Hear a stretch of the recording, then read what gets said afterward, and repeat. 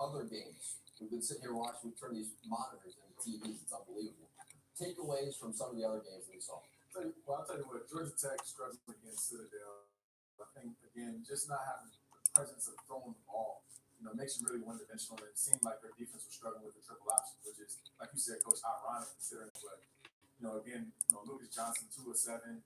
Not sure how many yards he had, but they have to some way find a guy that can throw the football consistently, give him a chance on this. Yeah, I think again, like you said, that triple option, it's hard to stop. You look back at the Citadel team, 2015, they beat USC last year, hanging right there. Let me get the link set up. 10 at halftime. Of course, Alabama goes on the long night, but it's something that people fits when you're one-dimensional and team can lock in on what you're doing.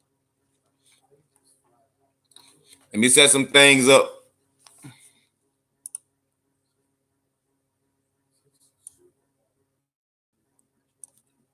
No, I'm fucking retarded, bro. Take that.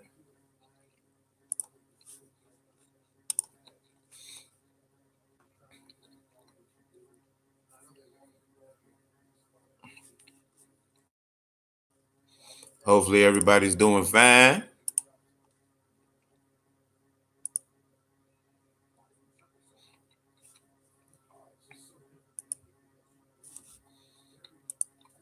Had to put that out there to my Twitter. I let some more people. Yeah, come on early. Come on in. Give me for eating, but my food just got here. I ordered this shit before halftime. I deserve some type of goddamn discount.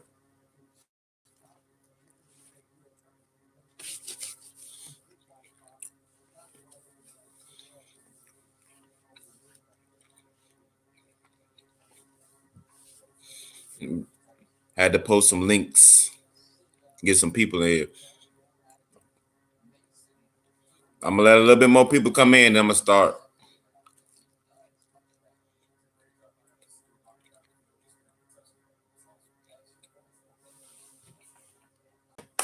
They saying Citadel might beat Georgia Tech. Hold up for a second. Wait a minute. Wait a goddamn minute.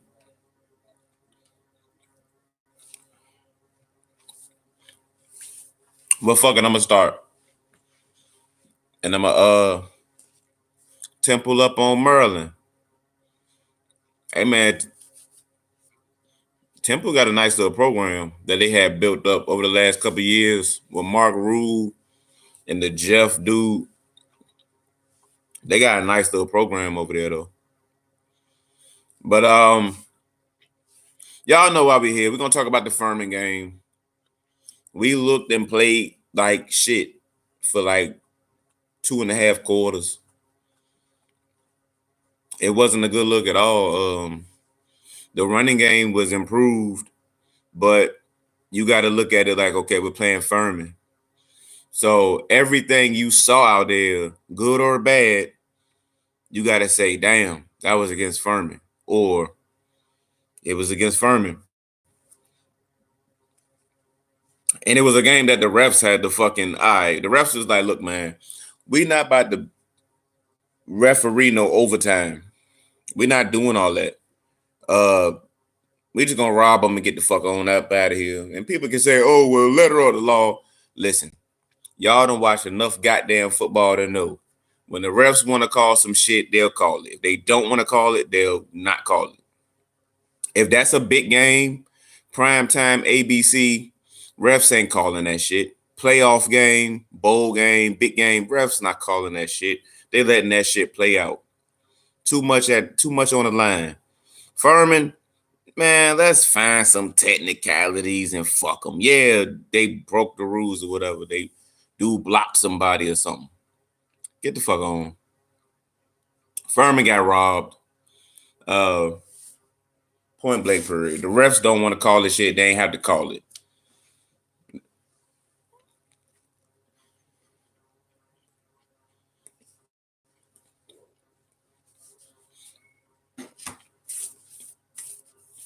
And that's all. It was just a disappointing game around the board, offense, defense. Same issues.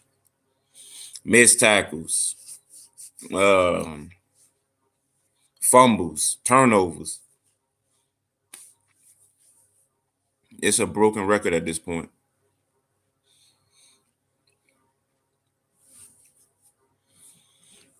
I don't see people.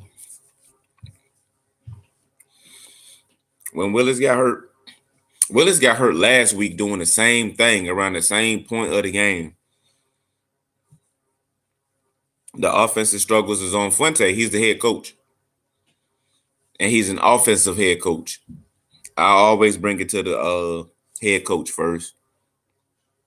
But when Willis got hurt, he got hurt taking an unnecessary shot. He got hurt. All he got to do is get down, get out of bounds. Like this dude is doing too much reckless shit out there with the ball, with his own body. Offense put them in a bad position. True, but not early. Early in the game, shit. Everybody looked like shit. It was a full effort. It was a full everybody. Everybody playing like shit. But I open up the phone lines if I can remember my phone number.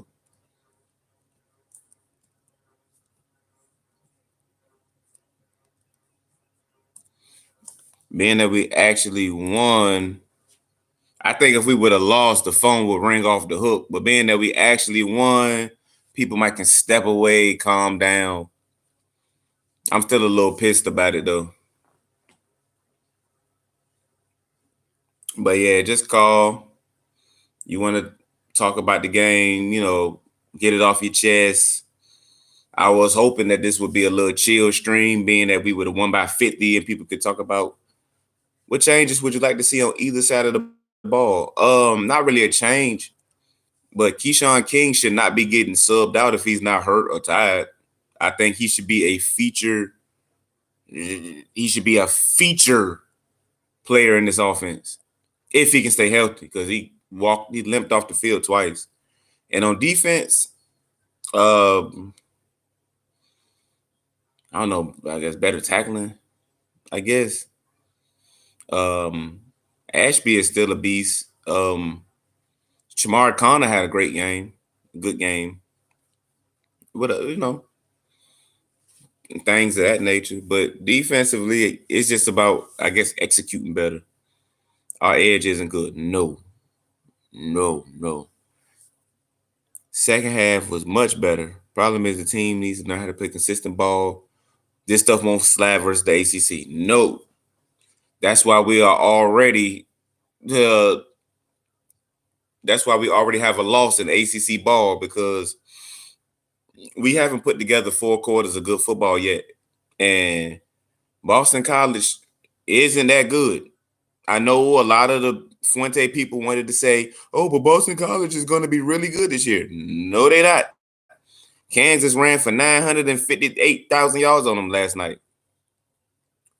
Why do we continue to run the ball out of shotgun? Because we're a spread offense. I don't think they're ever going to change. I don't think Fuente would ever just reverse and change his identity on the fly like that, become a power offense. We have the smallest running backs in the country. Yes, by definitely between him, Cleese, I think even Holston was 214, 215. Holston was like the power back. And he's like not a big dude either, like as far as a running back. So yeah, we probably do got the smallest backs in the country.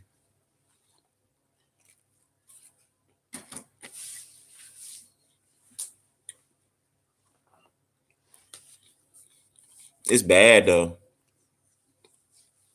The thing about it is, I didn't project us to lose to Boston College. I thought our first loss would be against Miami, but whether we lost a game or not, I didn't want us to look like this, even while winning. I didn't want us to struggle through these games and fuck around with these FCS teams, these group of 5 teams. We got Duke on Friday night. and that game can go either way. It's crazy.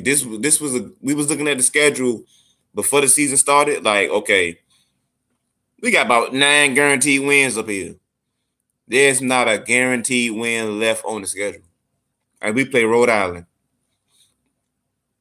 It's a joke. Furman almost survived upset alert. Furman should have won the game. If we're being honest, Furman probably should have won the game. They had a trip. I think they had 4th and 2. They punted. I mean, just they played scared, but they coached scared. Do I think King is okay? I don't know. I haven't heard anything yet. His talent jumps off the screen. Yes, I agree. Keyshawn King's talent, like you don't have to have watched Keyshawn King for weeks or years. You can watch him carry the ball 3 or 4 times and say, "Oh, that's the fastest kid. That's the most explosive kid they got." You don't got to watch a lot of Virginia Tech football to realize who's the most explosive player on the team. So if he can stay healthy, he can be one of the best that we ever had do it, because his talent jumps right off the screen. I was in Blacksburg last week, and I was just watching him. I was just like, "Oh, there's the best player right there. He is right there." And then he was out. He was benched for fumbling. I thought he was hurt last week. I said maybe he got hurt or something. No, dickhead benched him for fumbling. But then Trey Turner fumbles today, and I don't know if y'all caught Trey Turner on the post game, but he said basically Fuente was like, "We believe in you," this and that, whatever bullshit he said. Basically, he didn't pull Trey Turner, which is good. He shouldn't have pulled Trey Turner, but he pulled Keyshawn King last week. Something's fucking wrong with that dude, man. I'm talking about Fuente, not King. Fuente has fucked this program up. I see no positives from this game except the defense actually competed. We are supposed to be an explosive offense. I don't see it at all. I agree. The defense, I think after they made some adjustments, defense, second half defense played a great game. Outside of that last shit that happened in the end, defense played great. The offense is it's not a dominant offense. They can hit on some big plays because we do got explosive talents. We do got the Trey Turners of the world. We do got Hezekiah Grimsley, and we do got Keyshawn King and James Mitchell. James Mitchell as well. So we got playmakers, but it's consistently it's not a consistent offense that wears you down, wears you out, goes on these drives. No, it's like either nothing going on or they're hitting on a big play. What has to happen, or when do you think some coaching change will happen if this shit keeps up? Coaching changes ain't happening. Because even though we look like shit, they're gonna win games. They're gonna look like that. What you just saw, they're gonna look like that, but I don't think you're gonna get any big changes. Kendricks, Pollard, and Crawford. Yes. Kendricks, Pollard, and Crawford. And Crawford been making plays, man. Crawford's been making plays. I went into this offseason thinking the interior D-line was going to be the weakest position on the team. And it's turning out to be the ends, and it's not the interior D-line. All the additions we made inside so far are pretty decent. Or you can see some potential down the road. You can see Crawford, Kendricks, all of them making plays, whatever. It's the ends. Like, yeah, Belmar had a sack today, and I don't know, man. We could do better. Willis is one read, maybe two. Then he says, "Fuck it, I'm running." I just don't see how Hooker could be any worse. At least he's a running threat. Willis he's just reckless. He's reckless with the ball. He's reckless with his body. He makes reckless decisions, to say the least. The interception he threw, it wasn't a bad read. It wasn't a reckless read. It was just too high. It was just too high for the receiver. It was too high for Grimsley. Got picked off. He had another play. Forgot who it was. He pointed it out to me, but on that screen pass on 3rd and 7, had a dude wide open on the wheel route. Didn't even see it. Willis does not see the field like you would hope a fifth-year senior who has experience starting. Willis doesn't see the field like you would hope a senior quarterback would see the field. So if you can't see the field as a senior, why not put in Hooker? Why not put in Quincy Patterson? Because I mean, I'm pretty sure that the hesitation is they probably can't see the field either. But at least you might get bigger plays. Yes, Willis can run the ball in a straight line, but he's not a running quarterback. He's athletic enough to make plays and get to the end zone or get to the sticks, but he's not a running quarterback. He should be slinging the ball. Fan base and attendance just going to keep going down with this shit. I hope Witt doesn't let it get too far. Well, I think because, I mean, like I said, I was there last week. I was at the game last week. It was a lot of people there, but ODU is not going to bring thousands of people. They're not going to bring that much attention. Same thing with Furman. They're not going to bring that much attention. They're not going to make people want to go to a game. So it might not be a state of the program thing. It might just be the schedule is people aren't interested in the schedule. We're not Nebraska. Where Nebraska just shows up 100,000 strong every week to watch Nebraska get their ass kicked because it ain't shit else to do in Nebraska. Like, people in Virginia got shit to do. People in Maryland got shit to do. People in North Carolina got shit to do. In Nebraska, where it's just corn, fuck it. I'll go to a game. I don't give a fuck what they playing. I don't give a fuck if they lose. I got to get the fuck out of this house. That's the social event. Going to the Nebraska game. Virginia, there's shit to do. Oh, this is a good one. I don't see any improvement from last year, which is crazy to me. That is coaching. Now you hit it right on the head. That's coaching. Remember last year when we were struggling like how we were struggling, and they kept saying it was because we were young. And I kept saying on Periscope, that's when the streams was on Periscope last year. I kept saying if we look the same from the ODU game to the Cincinnati game, the bowl game, these dudes now got 10, 11, at that point, 12 games experience, and they look the same. Or if not, they regressed in some areas. That's coaching. It's no longer youth and inexperience. It's coaching. So here we are, 3 games into 2019 season, and I don't see any improvement from ODU game last year. That's coaching. That's culture. That's what that is. They want to put it on this man and that man. This fault is their fault. It's Cornelson's fault. No, it starts with the head man. It starts with the fucking head man. So yeah, that is a great point you bring up. But as far as the offensive line goes, it was some struggles, penalties, shit like that, whiffs. But they got it together second half. They got it together. I ain't gonna shit on the offensive line too much. I just want to see the offensive line dominate a game, like especially a game like that. You want to see them just push kids around, I just want to see them bully a team because shit about to get real after this Duke game next week. Shit gets real. Like we in the thick of it. Like we got to play Miami. Wake Forest is better than what we expected. What else we got going on? Oh, Rhode Island, of course.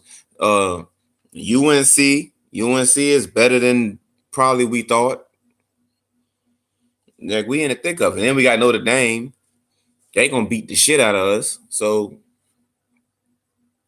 no more freebies outside of the Rhode Island and this Duke. Ain't no more freebies, man. Everything's a toss up.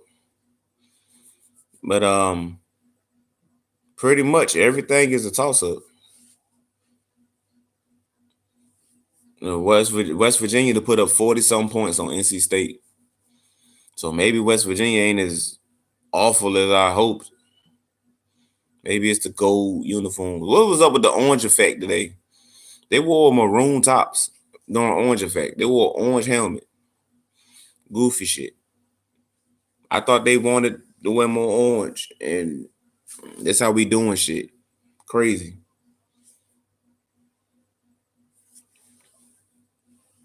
It's bad when your younger players are playing better than your older players. Yeah. McLeese has struggled. He looks slower. Like he does, like he's never been a burner or nothing like that. He's never been fast like Keyshawn King. But it might just be me tripping. But Deshaun McLeese looks slower than last year.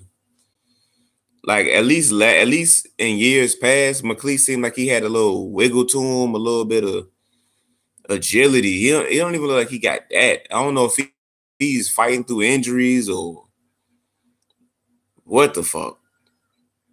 But he just seemed in the past like he had more agility, more east to west. I mean, he never been a north-south runner, but he hasn't been at his best this year. Mind you, we talking about Old Dominion and Furman. We're not even talking about, like playing when we got to go play UVA or when we play Miami or God forbid Notre Dame. We talking about even Boston College. Boston College defense ain't that crazy. Where is Hazleton? That hurt. It's been complete on the Hazleton end. I don't know. Even I haven't even seen him like on the sidelines. I mean, have anybody seen him on the sidelines? I don't want to make it seem like I fucking be, seeing everything and notice everything, but has he even been on the sidelines for a game this season? Because I haven't seen him. So it's like, is he so hurt? Is he so injured that he has to stay home? I don't think he traveled with the team when they went to Boston College. I don't think I seen him last week. I don't understand. That is a good question. Where is Damon Hazleton? Did he go left with the coaching staff? Because you know how they can be.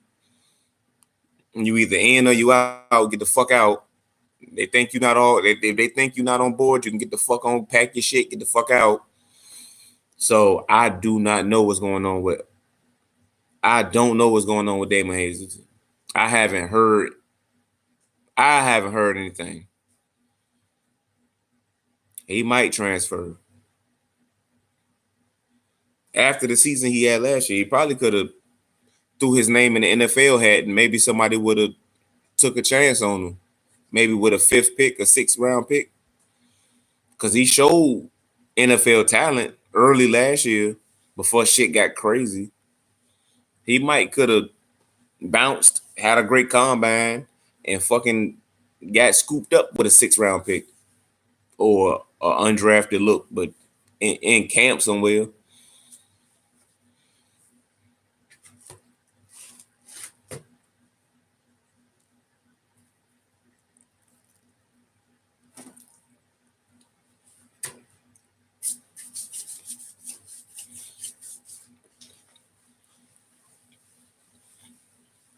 But yeah,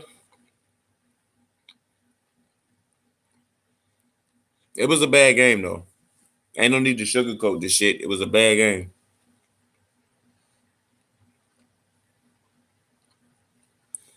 I'm just scrolling Twitter.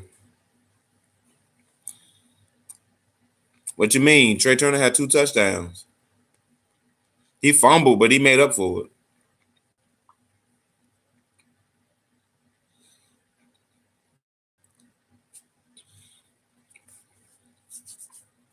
Yeah, I wouldn't say that about Trey Turner. Trey Turner, he fucked up. He fumbled, but now he scored 2 touchdowns and he made the first down to cinch the game. So I won't I wouldn't put Trey Turner in all this. Trey Turner did have some ups and downs this season so far, but he made plays today. I won't get on. I can't criticize Trey Turner today. That he basically won us the game. I can't do it today. He's kind of the reason we won. No, outside of the referees, he is the reason we won.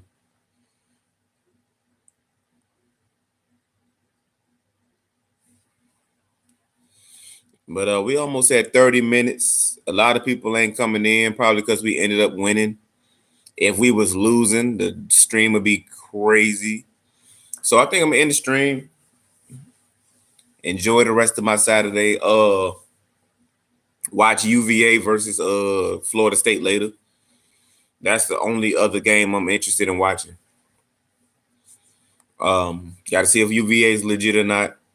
Most of us think they fraudulent, but who knows? They might be for real. If we would have lost, you think Fuente would have been gone? Nah. Nope. I think Fuente is Teflon. Every time I bring up Fuente or possibly gone, nope. People always saying, no. He needs more time. I think next year, that's when shit is that's when he can be put on the table.